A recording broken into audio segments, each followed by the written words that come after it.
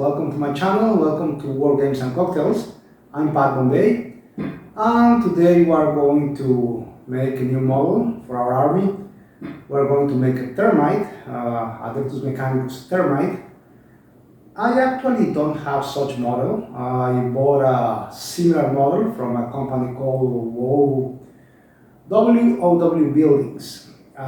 They have this really nice termite, so I get it from them. I'm going to print it, take you to all the process from scratch to make this model, okay?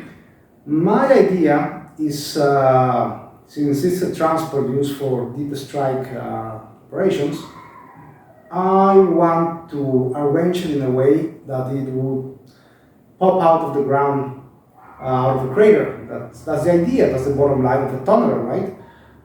That's what we're trying to do today. I hope you like it, and let's see how it goes. Thank you.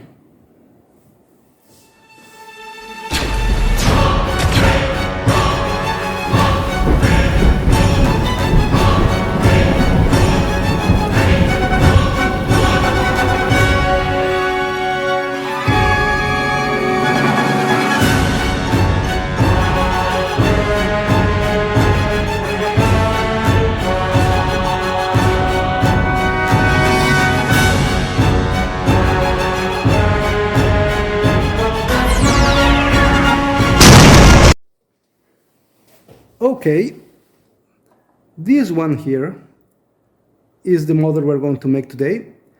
I don't think they still have it on their catalog, but pretty much this is it, right? So if I would do the whole thing, it's a very large model, and to print this will take me 1 day and 17 hours. 1 day and 18 hours actually. So I did cut it this way, so it would pop out of the ground, and still it's a good 20 hours, but yeah, printing on filament is this way. That's what printers work, and it's painfully slow, but it's what you got. And that's going to be our project. That's what we're doing today.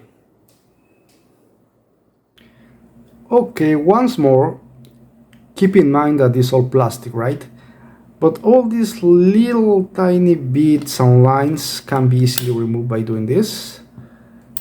Just not too much, or you will definitely gonna melt it.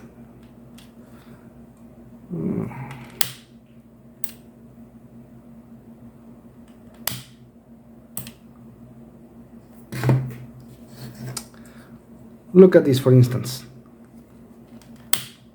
There you go.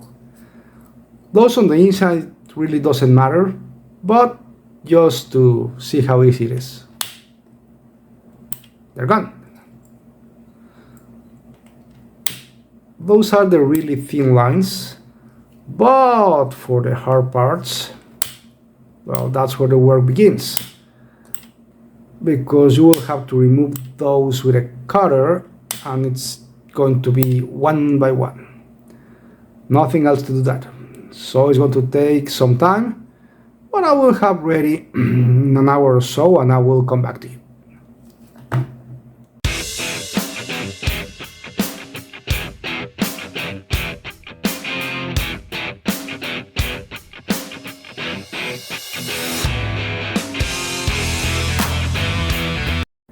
Well, okay. The models I cleaned, I washed, and they are drying right now. These are not the same because I made 4. I thought this a lot, but in this video we'll only make 2 of them. So what we're going to do is put it on the center, surround it with a crater, and then we'll simply chop off the borders. It's going to be a round base about this size. What I did, this is a 1-inch thick Trovicel strip. I'm going to cut it on chunks of 1.5 inches. And the idea, what I want to show you is this.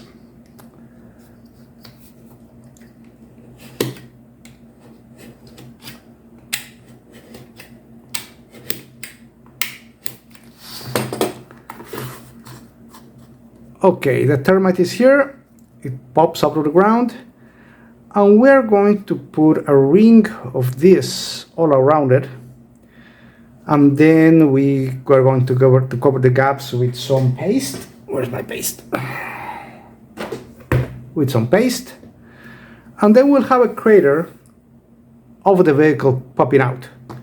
So we are going to do a bunch of this, given some support with the same material, just enough for it to hold and not break down. This is actually very, very resilient, and when it's dry, it's like plastic. So these models will last forever.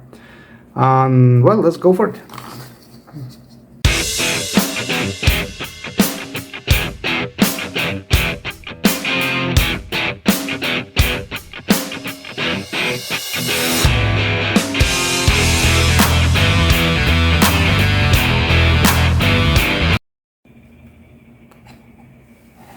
Okay, this is my base.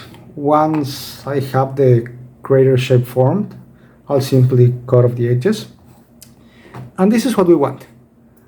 We're going to create this little structure, not too hard. And we are going to glue it here and make a ring of those around it. And that would make a very resistant, sturdy crater. We fill the gaps with a little bit of paste and let it dry. And then we add the real model, we prime it, and we'll be good to go.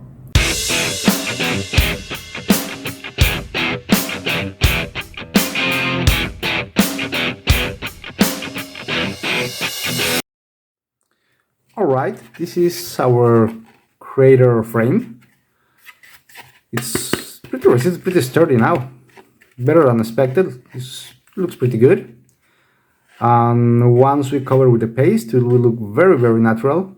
Now, the only thing I didn't take in account, just realized that now, is that if I put this here, it will sink into the crater about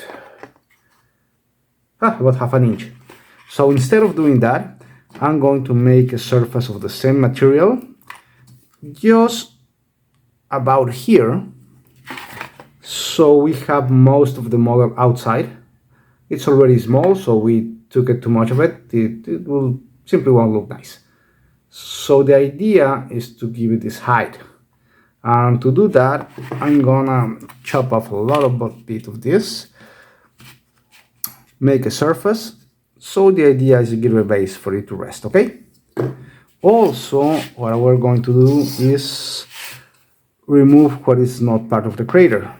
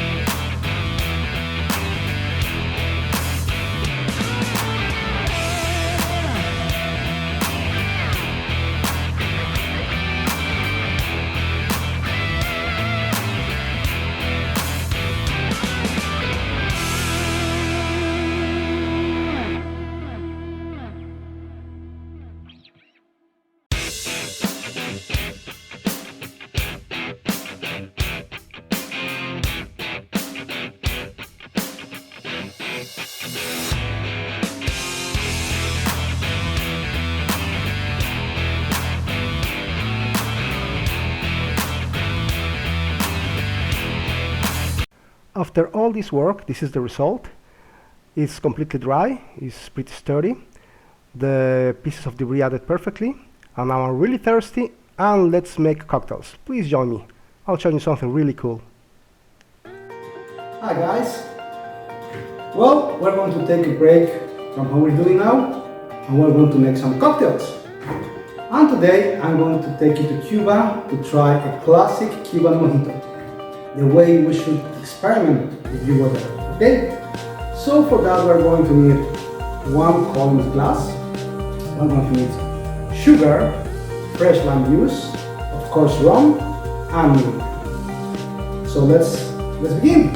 For starters, we need a bunch of fresh leaves. I took all the stems away. I want only the leaves for that. 15 or 20 should do it, okay? And I'm going to begin to mold them with a spoon. I don't want to break the leaves too much, otherwise you'll get a sour mojito. We don't want that. So let's mold them a little bit.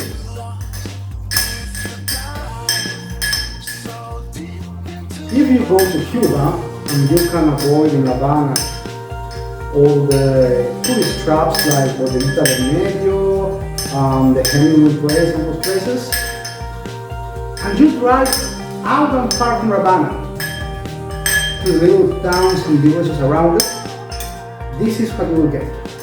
Oh, now I can feel the oils, I can smell the mint, it's wonderful.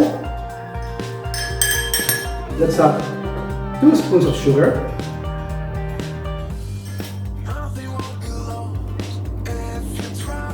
and let's grate this to the milk.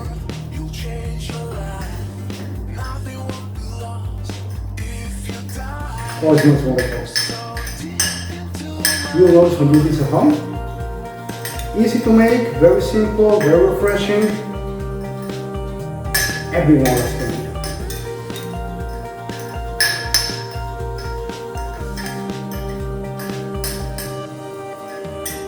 Okay, now we're going to add our lime. What we're going to do is we are going to add 3/4 of an ounce of lime. And in this case, I add the lime and half water. Why the water? Because we're going to need this mix to dissolve the sugar. We're using sugar. In many places you'll notice they use syrup, but first I prefer to do it this way. And if you go to places when they use cane-based alcohol, Brazil, Cuba, Central America, they never use syrup, they use always sugar, and it tastes way better, believe me. So now we're going to dissolve our sugar.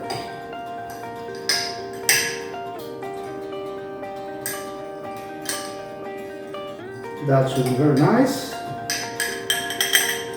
We top the glass with ice.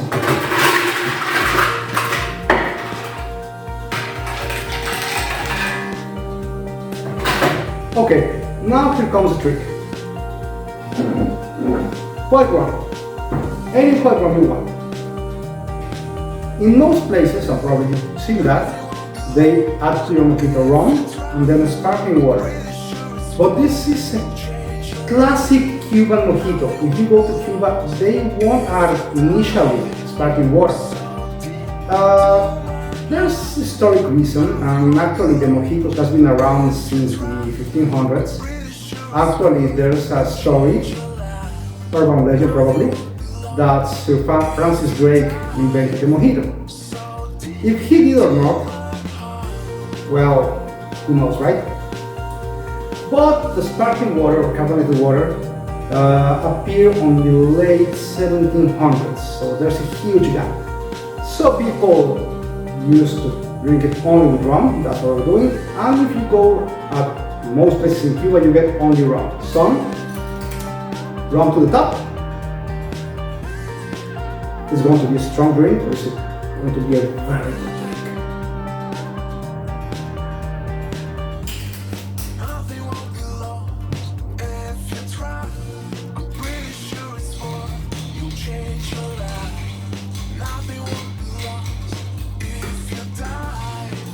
So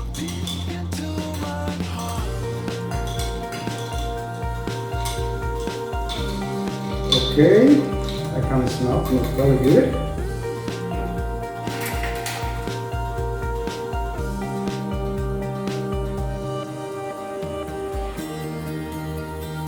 And here we have our classic mojito. Enjoy.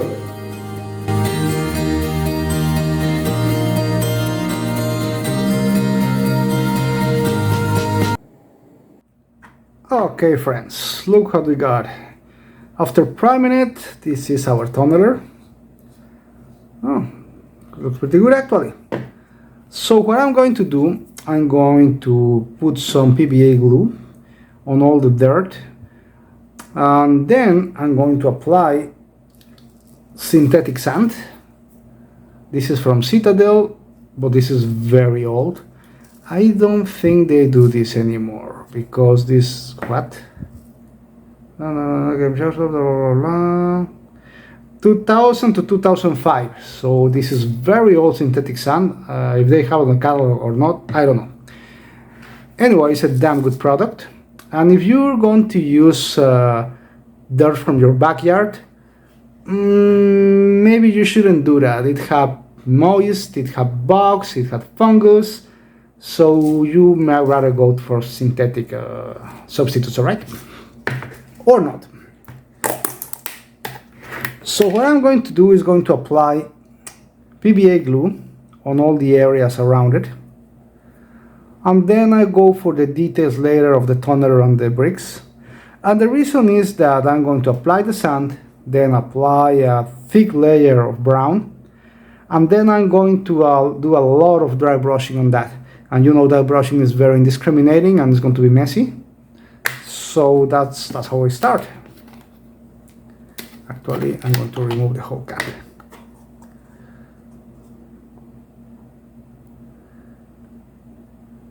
Yeah, probably I'm gonna need that much.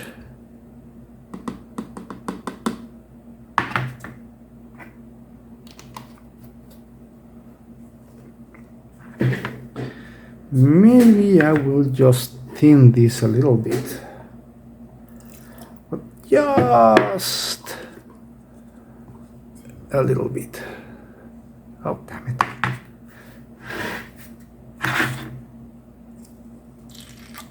That should do it.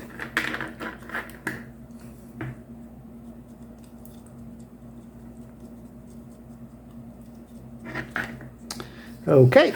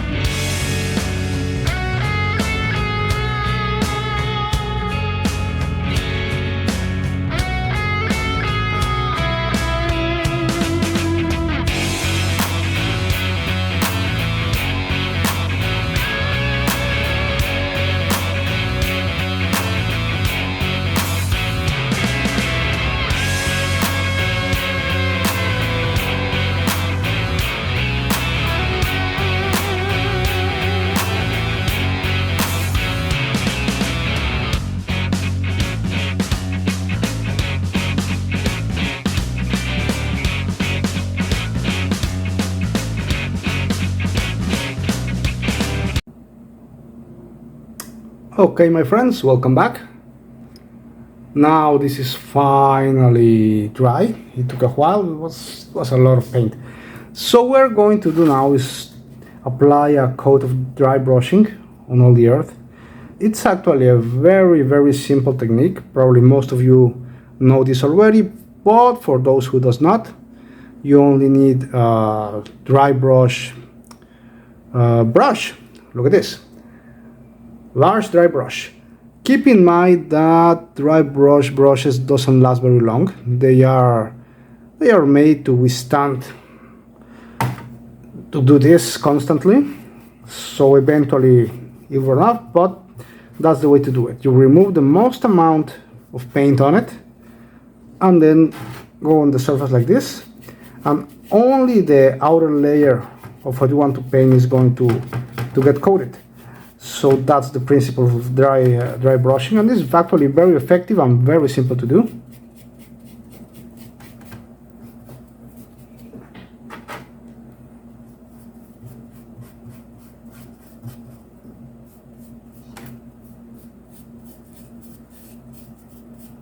So the idea is to have one dark layer on bottom and then adding lighter layers on top. So I'm going to add this layer of brown and then another layer of even lighter brown, and if I'm happy with the results, that's it. If I'm not, a fourth layer maybe, but let's see how it goes. We have to let it dry a little bit because normally paint gets darker when it dries.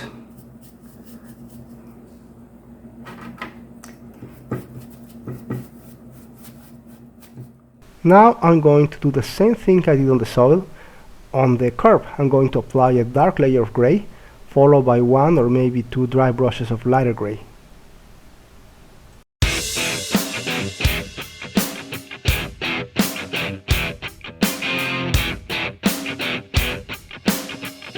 Now I will paint the vehicle itself. I'm going to use deep red from Reaper Mini. Actually, Reaper Mini is one of my favorite brands. And after doing that, I'm going to apply layers of lighter reds.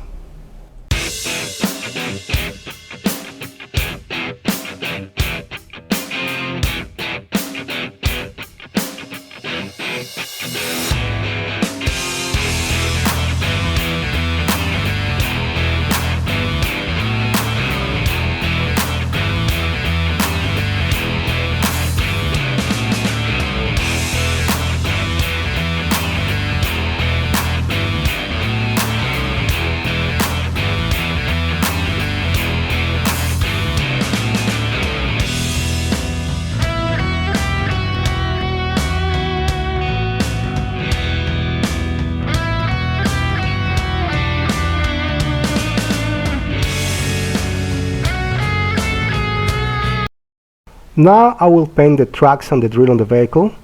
I am going to use adamantium black, also from Reaper Mini. It's a great color for this because it's not too silver, it's actually pretty dark. And when it's done, I may or may not apply a layer or, a wash of black ink on it, depending on how it looks.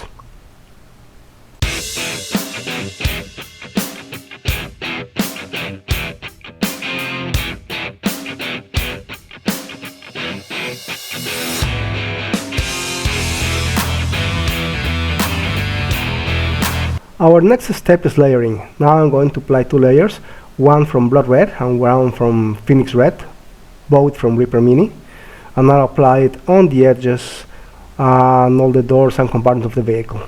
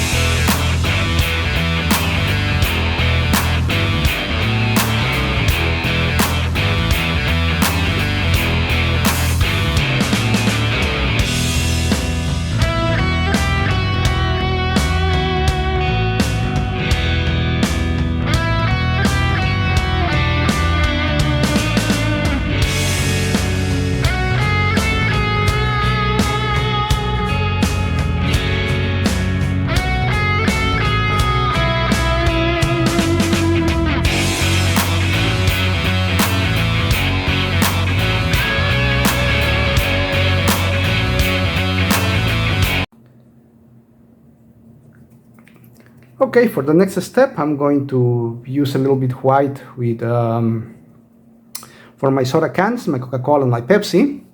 And the only white I have remaining is this Run acrylics. I don't recommend it to get it. It's really has a lot of sediment. It's not a good paint. But for the time being, this is what I have. What to do, right?